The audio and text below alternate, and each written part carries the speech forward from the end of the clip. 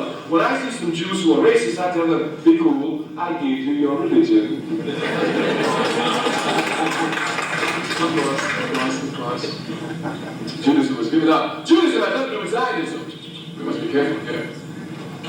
Just like slavery has nothing to do with Christianity.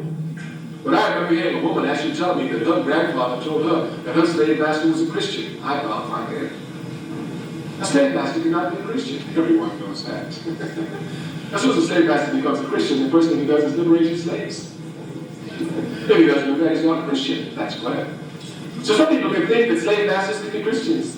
Some people think that segregationists can be Christians. Some people think all full of nonsense, but we know a Christian can only be one who upholds the principles of Christianity.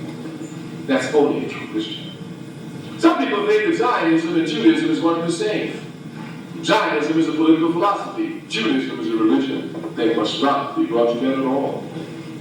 According to Judaism, as a religion, theologically speaking, God promised to give the land to the Jews. I have no problem with this. I want to make it clear to all. I certainly and wholeheartedly agree with this. God promised the land of Palestine, they call it Israel, to the Jews.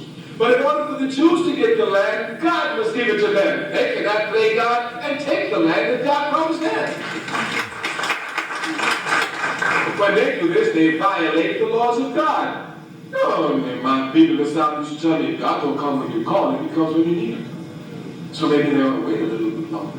As a matter of fact, if you understand the theological aspect of Judaism, you will understand the statement I made is a correct statement. Once you are a Jew, you accept, because if you look at all religions, they have the same line, suffering before redemption. But when you're a Jew, you accept the sufferings heaped upon you by the world, because your job is to redeem the world. And you redeem the world only by accepting the sufferings. Ah, here they are, you Martin Luther King. Totally. So I understand properly the philosophy, and I respect it, as I have a great deal of respect for Martin Luther King. But you must, of course, accept it. Zionism is a political philosophy which comes to say that the land belongs to the Jews and they must take it like everybody else. Well, God didn't promise anybody else any land. And the Europeans took this land with God on their side, but we know they didn't take the land with God. They took it by gun force, by violence, by biological warfare of the worst order.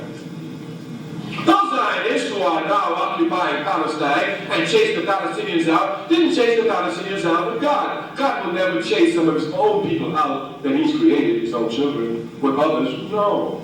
They were confused with a philosophy that you said the land was theirs and they should take it by force, and they took it by force. But the land belongs to the Palestinian people. And we who support justice must support the Palestinian people. And they're going to get back every square inch of their land. And just-loving people must support them. So we support the Palestine Liberation Organization unconditionally. We said this is a particular responsibility of us as we as Africans gain Jews in the world. We will move on to Christianity quickly. We will not spend much time, and we will belabor the point of little since most Africans are American Christians. But I told you in the very beginning that the American capitalist system makes the people stupid and make them wallow in their stupidity. Here's a clear example. Find on your campus there a brother or sister who's a sorority or fraternity who's a Christian. I'm willing to bet you that this brother who's in the fraternity and this sister who's in sorority and who are also Christians will respond exactly as I said they will respond to the question. Ask them, which is more important to you, the fraternity or Christianity? They must say Christianity. Now ask them a question. Ask them the history of their fraternity. Ask them the history of their sorority. They will give it to you with every crossing every T and dotting every I. Ask them the history of Christianity. They will not know anything about it at all. The job of American capitalism is to direct the energies of the people towards frivolity and away from the forces that affect their lives. I said this vicious system must be fought at all times. They will say that Christianity is more important. They know nothing about it. I'm a conscious African. I'm a conscious African. I know Africa's contributions to Christianity. I must know it. That's why when white people talk to me about Christianity and don't talk about Africa, I know they're not Christians. Because any Christian must respect Africa. When Jesus Christ, peace be upon his name, was in trouble and being hunted by everybody, it was only Africa that granted him refuge. Only Africa. It was in Africa that he grew up. And since Africa had already accepted monotheism centuries before the birth of Christ, peace be upon his name, he was able to imbue this. He was able to take it in, just by osmosis, being in Africa would support monotheism for centuries. He grew up here. It was his intellectual growing up in Africa. His physical and his spiritual growth was in Africa. It was him who was prepared for his later work in life. The first church in the world comes out of Africa. The first monastery in the world comes out of Africa. The very intellectual development of the church comes out of Alexandria, which is in Egypt, which still is in Africa. They're always trying to pull it out. Everywhere you go. Why, it's amazing to me, the contributions of these Africans who are Christians. You know why? Because they never read their Bible from cover to cover. Isn't that terrible? These Africans, even these students who call themselves Christians, can read. They never read their Bible from cover to cover, and they never think about reading from cover to cover. It's the most important book in their life, they will affirm without question.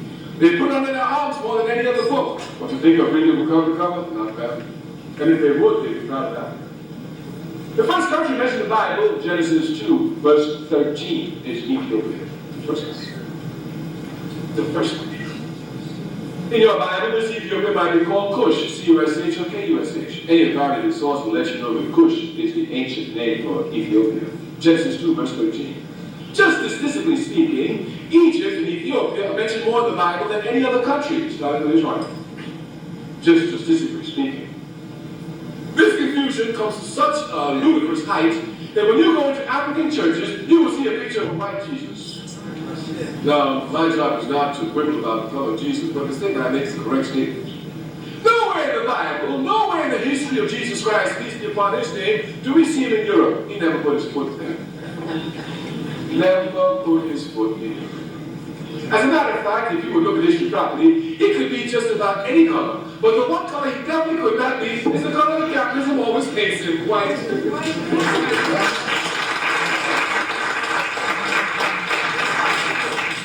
And African Christians accept yours.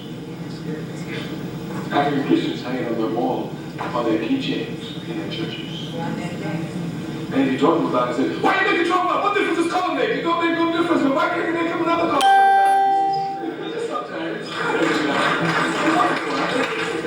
That's not just as the Bible said he had hair like a wolf's lap. Just once in a while, put some wool lap on his head. Let the brother.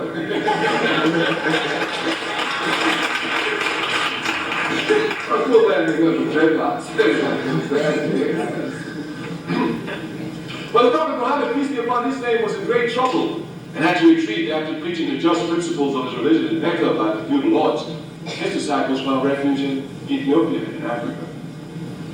We have just been passing, giving you just for some of Africa's great contributions, only in one field alone, the field of religion. The first sacred book in the world was given to the world by Africa.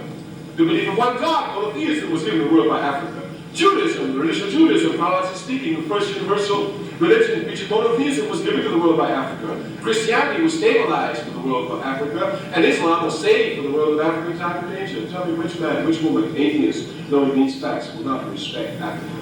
Anytime you find an African who doesn't respect Africa, it's an ignorant African. Your job is not to get angry with them, but to stimulate them to want to know something about Africa. Once they've done that, they'll be very proud to be African. African students, this is your responsibility. And you stay squarely your responsibility upon your shoulders.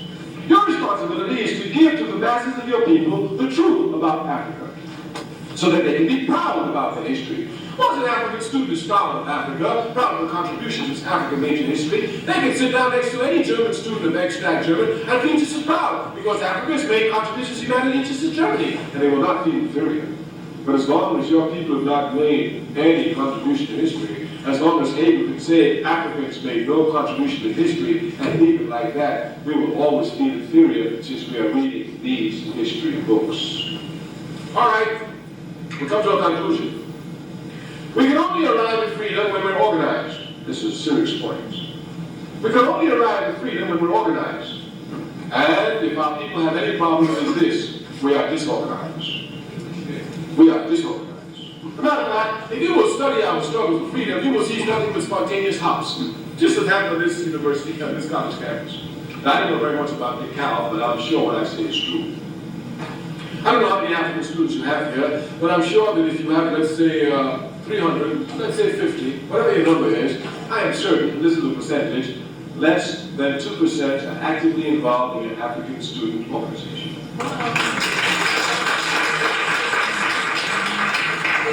I am certain of this.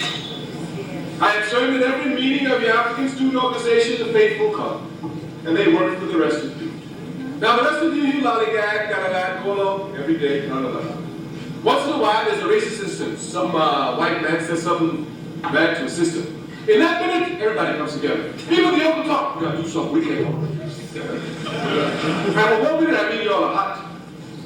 Y'all can burn down the school for that 1 minute. And then after the problem is solved, y'all sit down, go back to relaxing, and the faithful few continue. This is our biggest weakness as a people. We struggle spontaneously in response to the enemy. This is our